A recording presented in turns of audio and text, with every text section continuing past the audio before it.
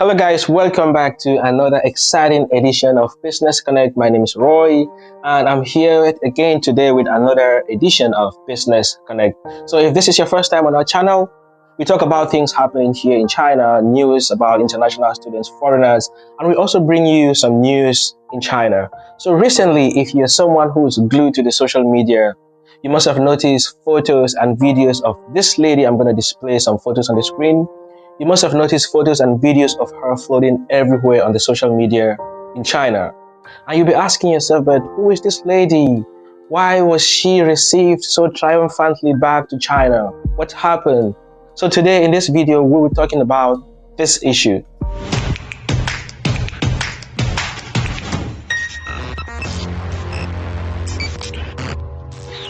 Welcome back. So the lady goes by the Chinese name Meng Wanzhou, and as we know, she is the eldest daughter of founder of Huawei, and she also has been working in Huawei for over 25 years. She has held several positions, but at the moment, she is the chief financial officer of Huawei. And as we all know, she's the one responsible for all the financial announcements, and she's always been the one talking on behalf of Huawei in most international events. So recently, she's been on the news headlines. Everyone has been talking about Meng Wanzhou and so on. 还有我们中央广播电视总台的直播报道团队，我也是通过我们直播画面带给大家第一手的信息。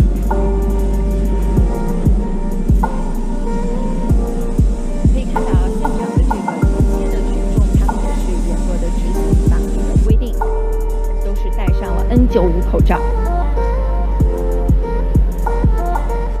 Okay, so this lady, chief financial officer of Huawei and daughter of billionaire founder of Huawei, was arrested in Canada almost 3 years ago. She was arrested on the 1st of December 2018, and she has been in detention in Canada for over or getting to 3 years.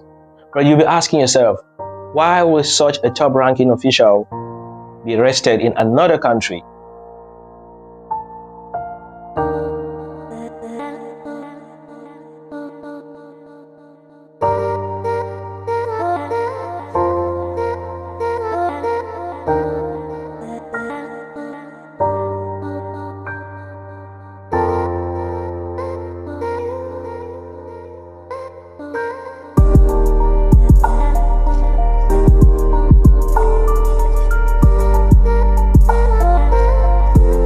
So actually, this case or this issue actually concerns 3 countries: the United States, Canada, and China. First, she was arrested in Canada on the request of the United States. But why would the United States ask Canada to arrest such a top-ranking official?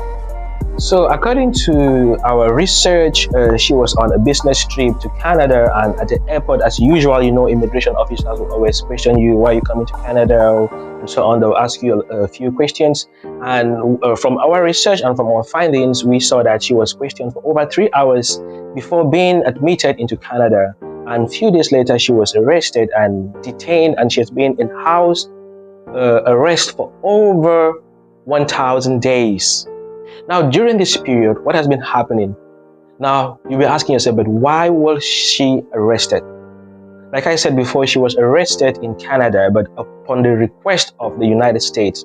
And the reason they gave was that she was involved in financial fraud or something that concerns some 4 banks and Iran and so on. You know, we don't really have the details or maybe the truth about this, but we're just giving the analysis according to what we have found out or what we found out on the news.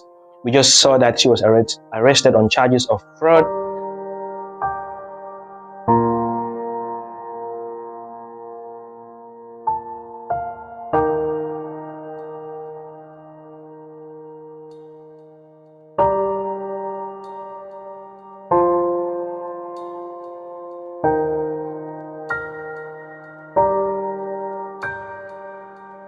We cannot really go into the details of sensitive issues like this, but to bring to you, my subscribers, at least the the top of it, so that if you see pictures of her or videos of her on your social media, you should at least have a clue of what is happening, that she was arrested in Canada on the request of the United States, and the case involved fraud or maybe financial issues with 4 banks, and it involved Iran.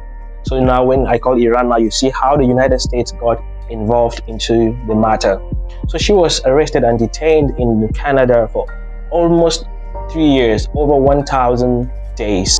So now, to make the matter a little bit more complicated, few days after or later after her arrest and detention in Canada, China arrested and detained 2 Canadians, a top diplomat and a businessman. So after Michael Kovrig, a diplomat, a Canadian diplomat, and Michael Spavor, a Canadian businessman, was arrested and detained in China on charges of spying on the country, now the media got it like China was using these 2 Canadians as a diplomatic bargain for the release of their own Miss Meng Wanzhou. So after a series of negotiations with the lawyers and the diplomatic missions, Miss Meng Wanzhou was released and sent back to China, and later on the 2 Canadians who were also detained in China were also released and sent back to Canada. So the media now got it as it was like a diplomatic exchange. Oh, you see, because once they released Miss Meng Wanzhou, then China also released the 2 Canadians who were detained in China. So upon her arrival in China, she dropped in Shenzhen, where a mammoth crowd was there to welcome her back home. You can't imagine the joy of the Chinese people and the Chinese company Huawei after her being detained and stayed in another country for getting to 3 years. So the crowd waited for her and welcomed her back home at the airport.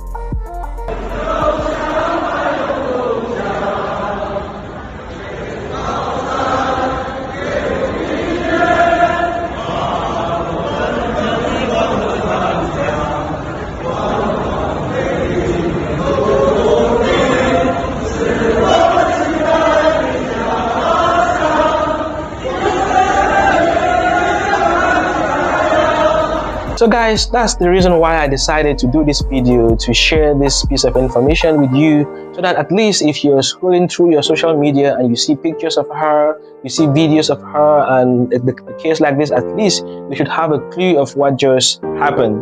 This is Business Connect. I'll see you in our next video. Peace out and bye-bye.